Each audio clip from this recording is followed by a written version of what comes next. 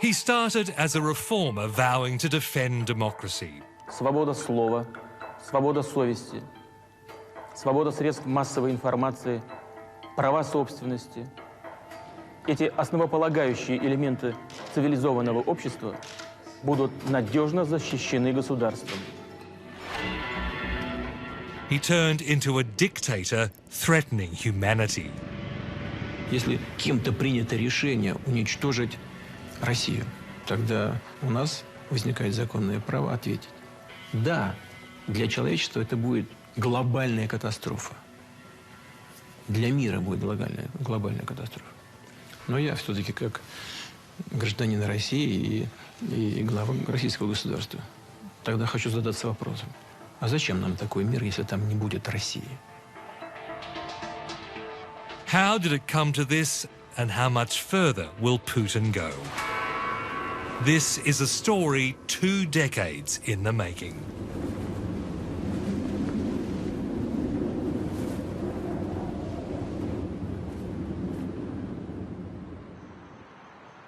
Eric Campbell, ABC News, Moscow. In 1999, I was living in Russia as the ABC's Moscow correspondent when a man few Russians had even heard of suddenly came to power. The appointment of Vladimir Putin as Prime Minister, and within months his anointment as President, was a shock and a mystery. Was this former KGB spy really a Democrat, as his backers claimed, or a hardliner? Was he a potential friend of the West, as diplomats hoped, or an inevitable enemy? Well, for more than 20 years, I've been following his rule as the world tried to work out who he really was.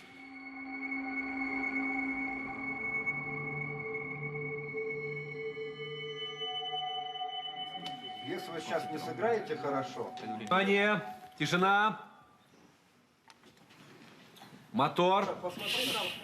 It's hard to imagine now, but when Putin first emerged, Russians could ridicule their rulers. In early 2000, I visited the set of one of the most popular TV programs, Kukli, meaning puppets. For years, they had made fun of the feeble and apparently alcoholic president, Boris Yeltsin. Now they were wrestling with a new rubbery figure who'd just been named acting president. Their director, Grigory Yavlinsky, admitted they were struggling. С начала этого нового года, нового века, нового тысячелетия у России новый руководитель. И так же, как для западных людей, так же и для России человек не очень известный, не очень знакомый.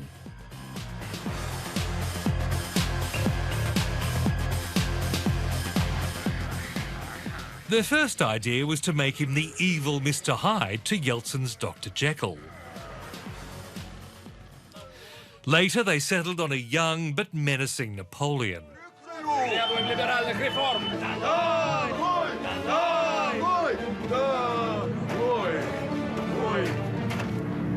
Вы, кажется, хотели что-то сказать? Да. Ну, смелей же, смелей. Со мной вы можете быть совершенно откровенным. I'd been living in Russia for 4 years, watching a country struggle with its newfound freedom. Извините, Михаил Сергеевич, а советское телевидение можно сделать небольшое интервью? The last Soviet leader, Mikhail Gorbachev, had overseen the collapse of the Soviet Union into 15 separate countries. Boris Yeltsin was steering Russia from communism to capitalist democracy, and it was a wild ride.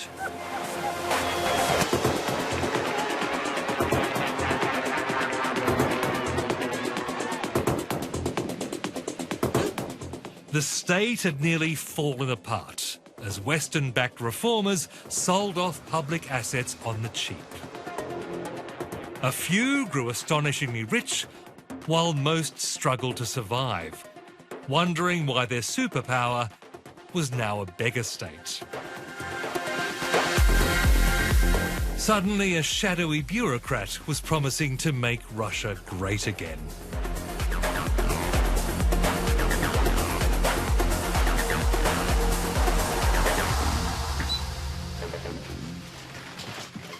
In a report for Foreign Correspondent, I traced Putin's unremarkable origins in post-war Leningrad, now renamed St. Petersburg. I visited the shabby communal apartment where he grew up. Then, as now, 3 families shared one toilet and one stove. I went to his old school, where his teacher told me she barely remembered him. Его все же вспомнила, хотя долгое время не могла вспомнить. Вот меня спрашивают, учила я или не учила Путина. Я говорю, ну не могу вспомнить, 30 лет прошло.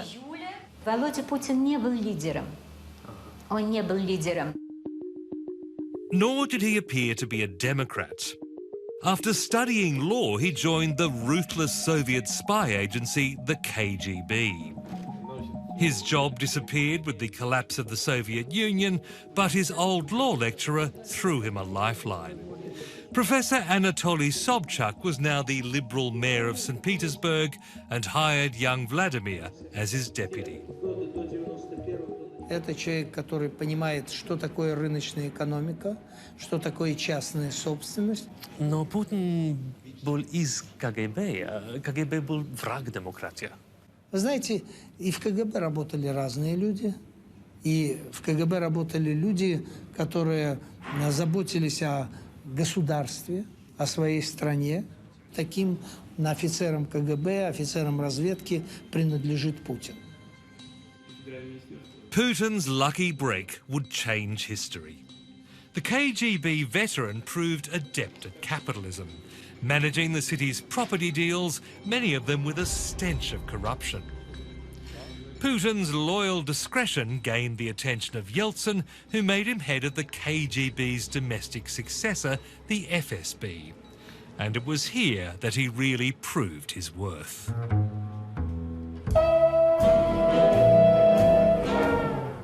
Yeltsin's family was facing a corruption investigation. In what seemed a classic KGB sting, the chief prosecutor, Yuri Skuratov, was filmed with 2 prostitutes, and the tape was leaked to TV. Putin publicly authenticated the video, ending the corruption investigation. Мое мнение по этому вопросу известно. Оно соответствует мнению президента и премьер-министра страны. Юрий Ильич должен уйти в отставку. Weeks later, Yeltsin named Putin prime minister and preferred successor. The immediate reaction was shock and disbelief. The ruble fell sharply and the stock market plunged 10%. Few analysts give the Yeltsin loyalist much chance of winning the presidential elections. Many suspect a darker agenda. Putin would soon make himself highly electable. Police have not yet ruled out foul play in this disaster. Apartment blocks started toppling across Russia. Prime Minister Putin blamed terrorists from the breakaway Republic of Chechnya and mounted a full-scale invasion. Thousands of civilians were killed in Chechnya.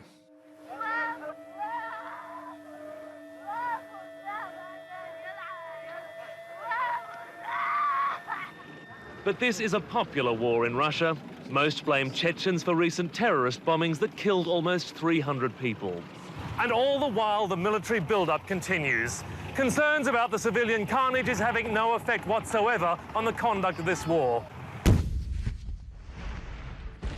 The apparent success on the battlefield gave Putin the popularity he needed.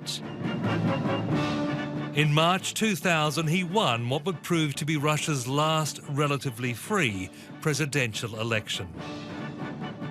The Putin era had begun.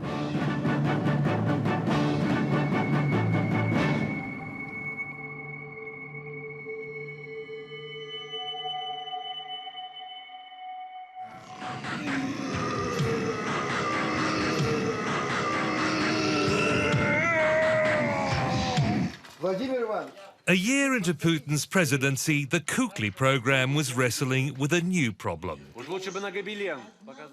It had boldly continued to satirize Putin and his unpopular administration.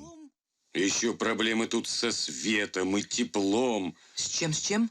С теплом и светом. Какие? Ни тепла, ни света нету. Putin's office was now demanding they stop using the Putin puppets. Ведь вы же говорили... Путина, которого вы видите сегодня, это четвертый вариант Путина. На наш взгляд, он просто душевный, милый, привлекательный человек. И мы удивляемся, почему он не нравится президенту.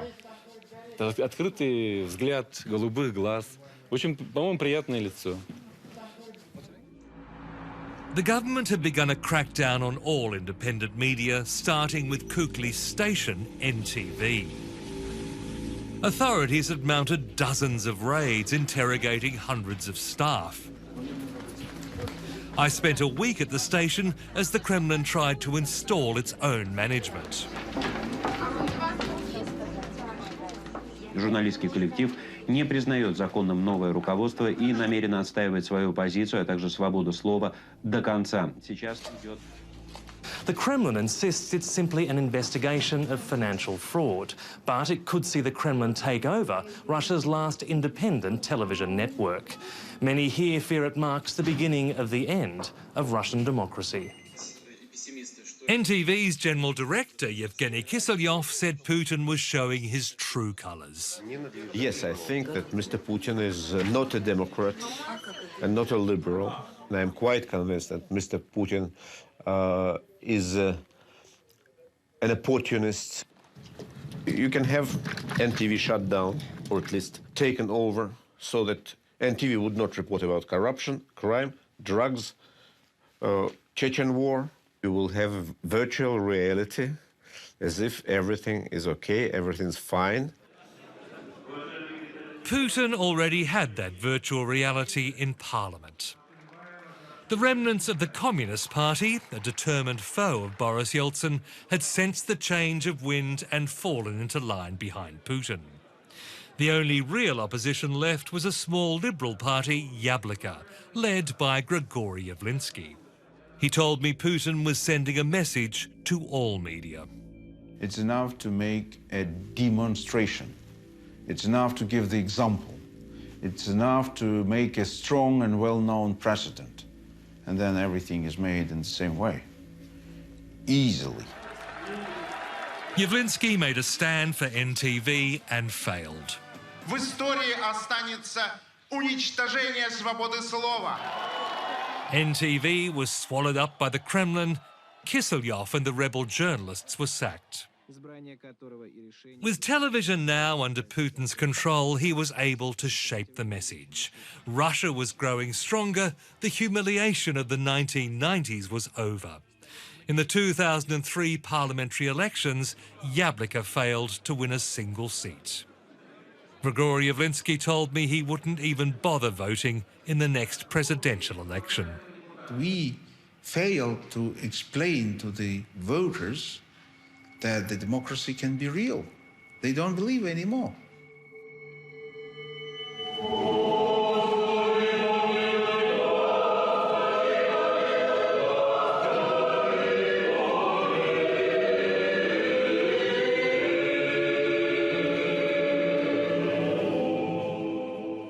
Putin was becoming more a czar than a president.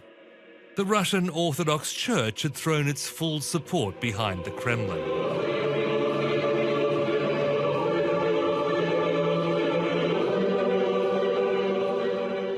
Father Vsevolod, the spokesman for the Moscow Patriarch, welcomed the opposition's demise. The liberal opposition only exists in the Western media. I am very much surprised that even 1% of the population has supported certain of the extreme liberal protests. In fact, they totally failed. What's more, he told me their failure was a blessing, Western democracy being alien to Russian tradition. If a society is divided along the commercial interests or political convictions, it's illness. It's not a creative conflict. And we always opt for unity of the society.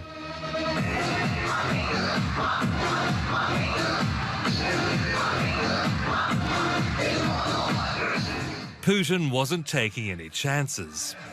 He'd formed a Putin youth group to target opposition rallies. It was a response to youth-led colour revolutions in Georgia and Ukraine that had brought pro-Western leaders to power. At a summer camp, these young counter-revolutionaries were even given military training. Putin held forth to them on a growing obsession: Western attempts to weaken Russia. Мозги им надо поменять, а не конституцию нашу. Мозги. Я скажу почему. Потому что то, что они предлагают, это очевидный рудимент колониального мышления.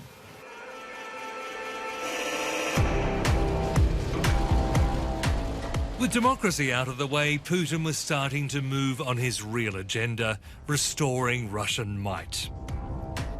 In 2005, he'd made a stunning speech revealing his nostalgia for the Soviet Union.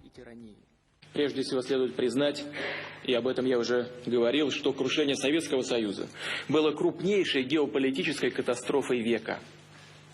Для российского же народа оно стало настоящей драмой.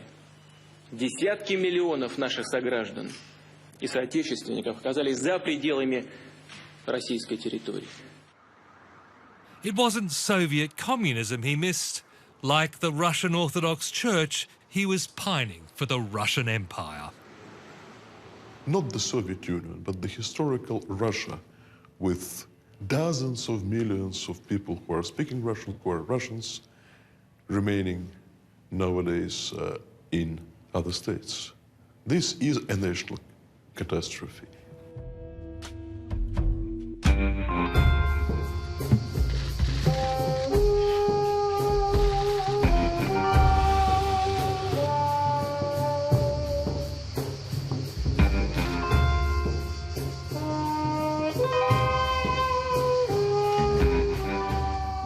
Russia still had a democratic constitution with a two-term limit for the presidency. But that was a technicality Putin easily overcame, putting forward his protege and gym buddy, Dmitry Medvedev, to take over for a term while Putin ruled as prime minister.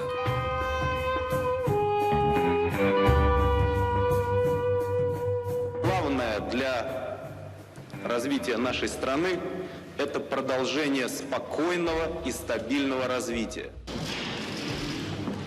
As expected, Medvedev would be Putin's puppet until he could formally resume the presidency 4 years later. Putin would continue to have vocal critics, but one by one they would meet untimely ends.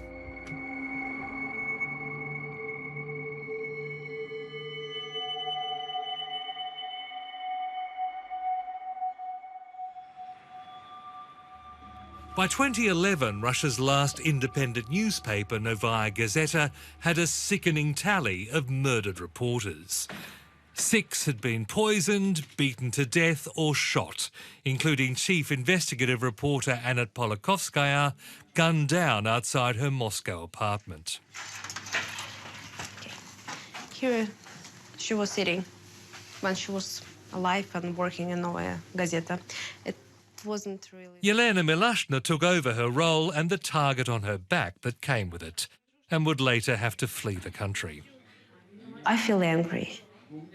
I'm not feeling any fear anymore. I have to do what I have to and let it be what it be.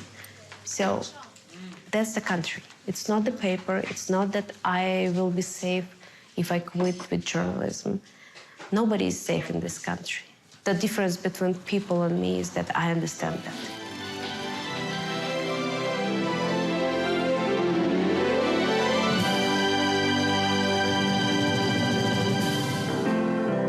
I found my thrill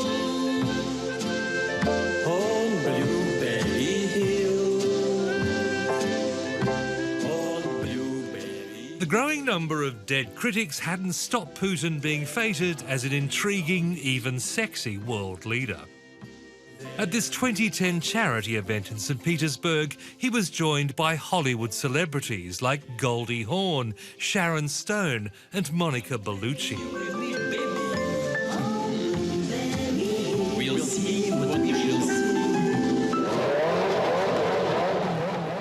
state TV, he was regularly taking his shirt off, posing as an alpha male he-man in a world of insipid liberals.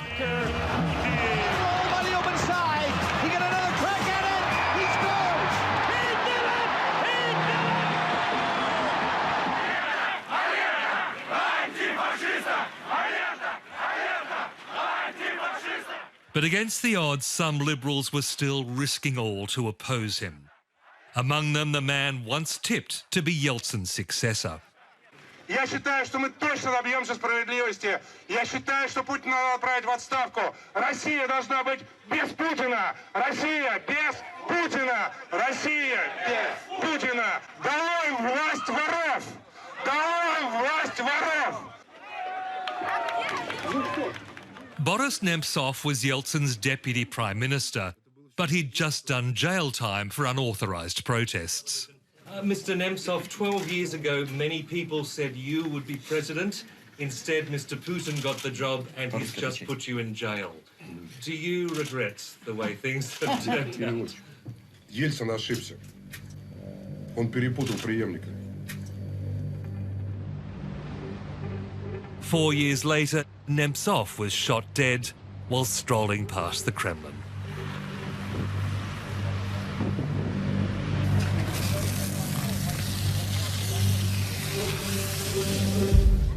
There was still one opposition politician who Putin feared, so much so that state TV was ordered to never even mention his name.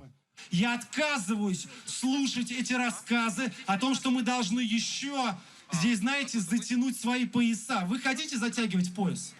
И я не хочу. Я иду на выборы, объединяя этих людей. Я вот езжу из города в город и говорю: ребят, хватит терпеть. Сколько мы будем ждать? Alexei Navalny was no Western-style liberal. He had been expelled from the Yabloko party for his hardline nationalist views and even supported Putin's annexation of Crimea. The government had banned him from running for president through a bogus fraud conviction. He told me it didn't matter. Правительство говорит, что вы не можете стать кандидатом до 2022 году. Что делать? Ну, правительство предпочло бы, чтобы я вообще никогда не был кандидатом, вообще не участвовал ни в какой избирательной кампании, вообще не занимался никакими антикоррупционными расследованиями. Мне не интересует, что думает правительство, потому что я иду на эти выборы для того, чтобы сменить правительство, для того, чтобы отстранить этих людей от власти. What drove Navalny and his popularity was outrage at Kremlin corruption. Navalny's team flew drones over the walled estates of Putin's inner circle, exposing the world-class theft of Putinists like the stunt president Dmitry Medvedev. О, эти дьявольские хитрецы из Кремля. Летим назад. Общая площадь резиденции более 80 гектаров. Это почти как 3 Кремля, ну или 30 красных площадей. Ее рыночную стоимость мы даже и оценить не можем. Реконструкция старинной усадьбы, несколько домов, бассейны, гостиница, лыжный склон, подземные объекты. Мы предполагаем, что возвести такой комплекс стоит не меньше 25-30 миллиардов рублей. Вот, кстати, доска для гигантских шахмат. На ней и сам Дмитрий Медведев может быть королем и крушить непокорные фигуры. Tens of millions watched Navalny's weekly YouTube programs. Until suddenly, like many Putin critics, death came knocking. We're getting reports that opposition politician Alexei Navalny is in a coma in a Siberian hospital. Amazingly, he survived what turned out to be poisoning by Novichok, a Russian military nerve agent. Здрасте, меня зовут Устинов Максим Сергеевич. Я помощник Николая Платоновича Патрушева. Recuperating in Germany, he pulled off one of the most astonishing stings in spy history, cold calling the FSB hit team assigned to poison him. He tricked one of them into confessing how they tried to remove the evidence.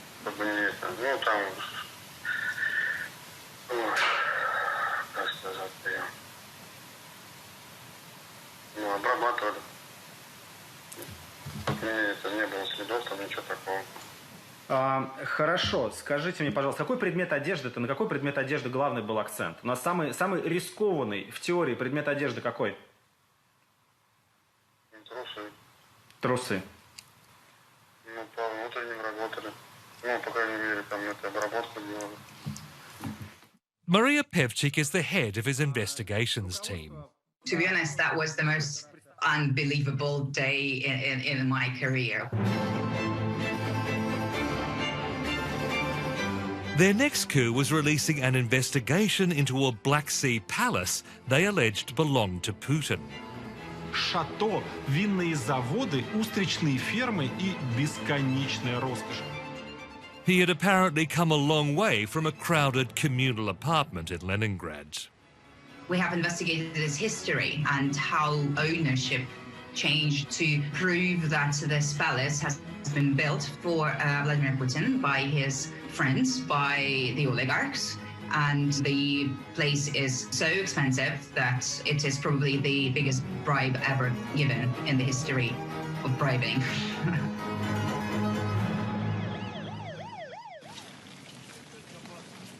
Navalny bravely returned to Russia and was thrown in jail. Foreign correspondent filmed the massive protests that erupted across Russia.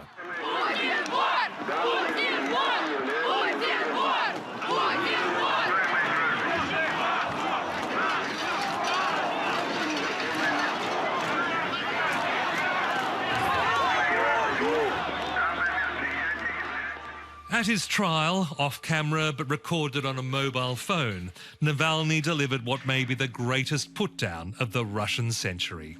Вы знаете, был Александр освободить, и Ярослав Путин, и будет у нас Владимир Наковичев Трусов. Navalny was now silenced, but he had shown what Putin perhaps fears most: people who fight to the bitter end, who don't fear Putin.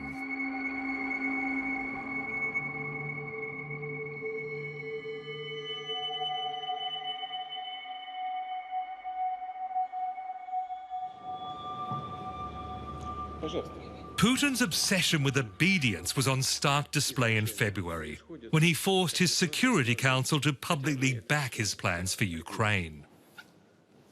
His spy chief could barely speak without stammering. Говорите прямо. Я поддержу предложение о признании. Поддержу или поддерживаю? Говорите прямо, Сергей. Поддерживаю предложение. Так и скажите, да или нет. Да. Поддерживаю предложение. I couldn't help but think back to the Kukli program in 2000, when they portrayed him as Napoleon. Вы, кажется, хотели что-то сказать? Да.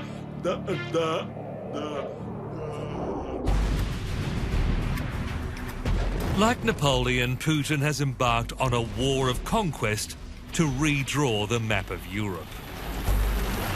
And like the French emperor, he's made himself ruler for life. Кто бы ни пытался помешать нам, а тем более создать угрозы для нашей страны, для нашего народа, должны знать, что ответ России будет незамедлительным и приведет вас к таким последствиям, с которыми вы в своей истории еще никогда не сталкивались. Putin's invasion of Ukraine is the culmination of his dream to rebuild a Russian empire that once stretched across Ukraine, Georgia, Belarus, and the Baltics. No charisma, no nothing. Ekaterina Kotrikadze is one of Russia's leading journalists and, like many, has chosen exile to have the freedom to keep reporting. He doesn't care about anyone. Civilians in Georgia, members of Russian army, Russian soldiers, has never been a problem for this person. So any amount of victims is all right for him, as we can see right now in Ukraine. But like Napoleon invading Russia, he has found in Ukraine an enemy who doesn't fear him and won't surrender.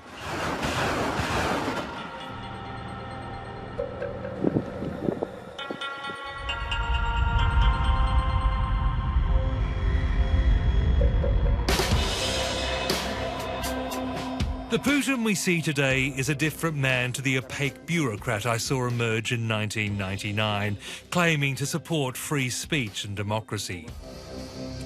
And he's not the same figure who once paraded shirtless to prove his masculine strength against weak Western rivals.